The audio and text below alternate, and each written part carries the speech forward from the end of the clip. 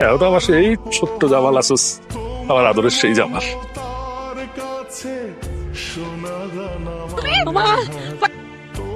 আলহামদুলিল্লাহ, আমি দাদি হয়ে গেছি, দাদি।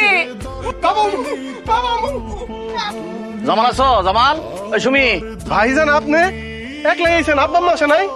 আব্বা আম্মা আসবো না? তোমার কাছে দিলাম বোন বিয়া।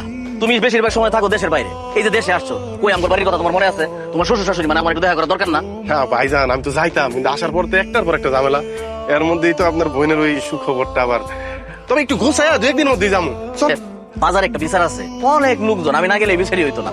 জামাল, তোমার একটা কথা কই, তোমার আব্বা আম্মা বাড়িতে নাই, তোমার বড় ভাই দেখতেছি নাই। কথাটা কইবার চাইছি অনেক আগেই। এই যে ধরো তোমার বড় ভাইয়ের বাচ্চা কাচ্চা নাই, আটকুরা, আর তো জীবনে হইতেও না, সম্ভাবনা নাই। তো এই জায়গাটার মধ্যে যদি বিল্ডিং করো, বিল্ডিং করে পরে ভাগাভাগি করলে তো তুমি ঠকলা। বেকলের মতো কাম করো। ভাইজান, আপনার না বাজার একটা দরবার আছে, তাড়াতাড়ি যাওয়া দরকার। আমার মনে হয় আপনার দেরি হয়ে যাইতেছে। মানে আমি যে একটা গুরুত্বপূর্ণ কথা বললাম, এটা গুরুত্ব দিলা না। বিয়ে সাহেব কিন্তু ঠিক কথাই বলছে, এজন্য কথা গুরুত্ব আছে। বিয়ে সাহেব আসলে তো